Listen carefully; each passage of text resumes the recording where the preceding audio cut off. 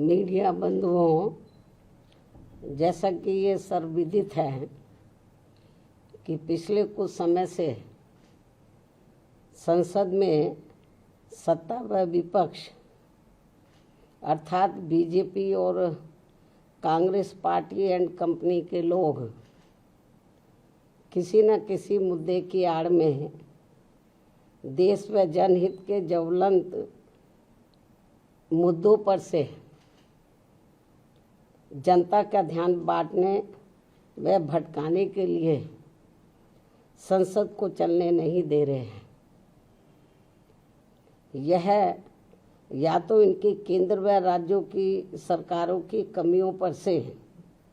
जनता का ध्यान बांटने के लिए इनकी अंदरूनी मिली भगत है, या फिर इसकी आड़ में इनकी सत्ता हथियाने की भी साजिश लगती है। और ये सब देश की जनता को सीधे तौर पर काफ़ी कुछ नज़र आ रहा है।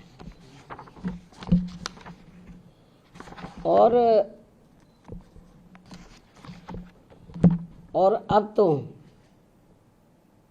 देश के छात्र व नौजवान यानी कि जैन जी आदि भी अपनी अनेकों समस्याओं को लेकर बहुत ज़्यादा दुखी व चिंतित भी है,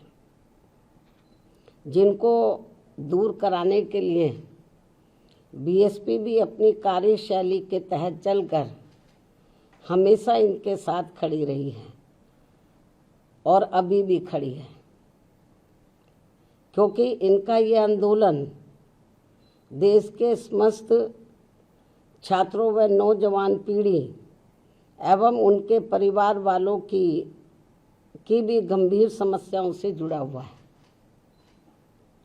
जिसके निदान को लेकर बीएसपी लगातार गंभीर व अपने तरीके से संघर्षरत भी है। लेकिन देश को ऐसा नहीं लगना चाहिए कि छात्र व जैन जी अपनी समस्याओं को दूर करवाने की बजाय आए दिन ये लोग उनकी राजनीति में ही बुरी तरह से फंसते जा रहे हैं। उदाहरण के तौर पर दिल्ली के जंतर मंतर पर अभी कुछ दिन पहले कॉकरोच जनता पार्टी का छात्रों, नौजवानों, जैन जी आदि की समस्याओं को लेकर आंदोलन छिड़ा, तो फिर वहाँ इनके इस आंदोलन को कांग्रेस व इनके सहयोगी दलों ने हाईजैक कर लिया, जो किसी से छिपा नहीं है। अर्थात इन्होंने अपने हाथों में ले लिया और अब उसकी आड़ में अभी तक संसद भी चल नहीं पा रही है। और ये कॉकरोच जनता पार्टी अर्थात सीजेपी का आंदोलन खत्म होते ही फिर झारखंड राज्य में अब राजधानी रांची में भी पिछले काफ़ी दिनों से वहाँ छात्रों व नौजवानों आदि का भी अपनी समस्याओं को लेकर आंदोलन चल रहा है, जिस पर कांग्रेस पार्टी व इनके समर्थक दल अभी तक भी खुलकर नहीं बोल पा रहे हैं। और अब वहाँ पर बीजेपी व उनके समर्थक दल उनकी मदद के लिए आगे आकर आवाज़ उठा रहे हैं। अर्थात ऐसा लगता है कि अब इन्होंने भी इनके आंदोलन को हाईजैक कर लिया है। इस प्रकार से ये सब दिल्ली के जंतर मंतर पर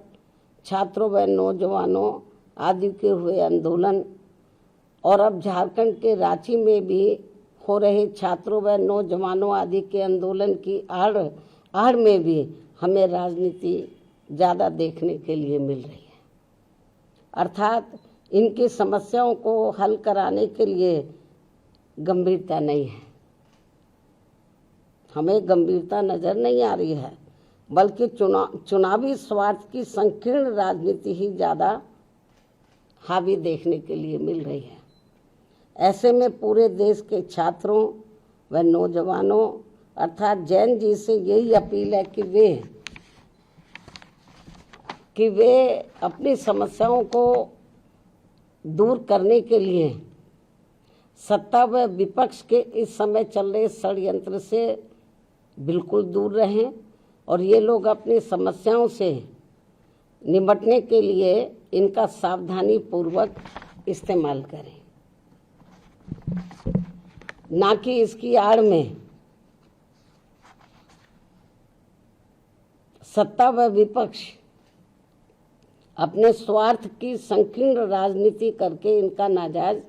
फायदा उठा ले। जबकि ये जग जाहिर है कि यूपी में बीएसपी की 4 बार रही सरकारों में हमने छात्रों व नौजवानों को किसी भी मामले में निराश नहीं होने दिया है।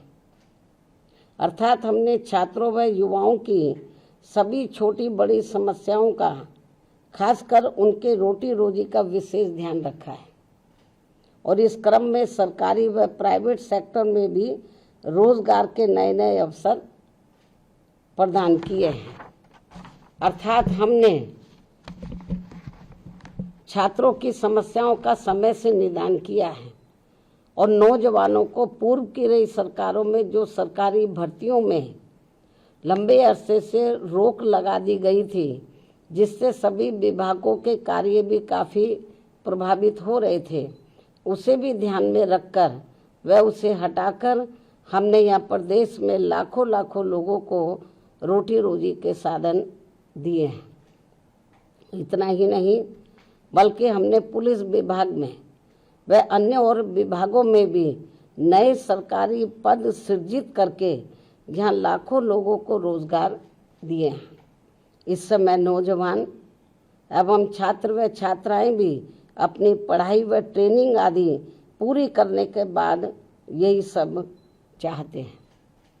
कि उन्हें रोटी रोजी के साधन मिले, जिससे इस समय पूरे देश में केंद्र व राज्यों की विभिन्न पार्टियों की चल रही सरकारें ये सब उन्हें उपलब्ध नहीं करा पा रही हैं,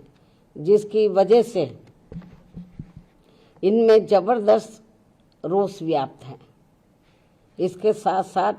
अब तो इन्होंने हर स्तर पर पब्लिक सेक्टर को भी काफ़ी कमज़ोर करके प्राइवेट सेक्टर को ही बढ़ावा दे दिया है और ये क्रम पूरे देश में अभी भी काफ़ी तेज़ी से जारी है, जिससे देश के बड़े बड़े पूंजीपति व धन्ना सेठ आए दिन और मजबूत होते जा रहे हैं और सर्व समाज में से गरीब एवं बेरोजगार लोग आए दिन और भी अधिक पिछड़ते जा रहे हैं। खासकर सरकारी नौकरियों में तो अब दलित, आदिवासी व अन्य पिछड़े वर्गों का आरक्षण ना के बराबर ही रह गया है, जिसे भी आरएसएस के लोग अब निष्प्रभावी बनाने में लगे हैं। हालांकि हमारी पार्टी प्राइवेट सेक्टर के भी कोई विरुद्ध नहीं है, लेकिन वहाँ इन वर्गों को सरकारी स्तर पर सरकारी नौकरियों में मिल रहे आरक्षण की तरह ही इन्हें भी यहाँ ये आरक्षण मिलना चाहिए, जिसकी व्यवस्था यहाँ नहीं है। जबकि बीएसपी की सरकार ने सरकारी सहयोग से स्थापित उद्योगों में भी आरक्षण देने की व्यवस्था लागू की थी। इस प्रकार से इन वर्गों को सत्ता व विपक्ष की अंदरूनी मिलीभगत से यहाँ फिर से गुलाम व लाचार बनाने की साजिश चल रही है, जिससे बचने के लिए अभी से ही इन वर्गों को उत्तर प्रदेश सहित पूरे देश में सतर्क व सावधान हो जाना चाहिए और देश में अपनी एकमात्र हितैषी अम्बेडकरवादी पार्टी बीएसपी से जुड़कर इसे सत्ता में जरूर लाना है। जबकि हमने यहाँ यूपी में बीएसपी के सत्ता में आने के बाद सर्व समाज के किसी भी वर्ग के साथ कोई भी भेदभाव व पक्षपात आदि नहीं किया है,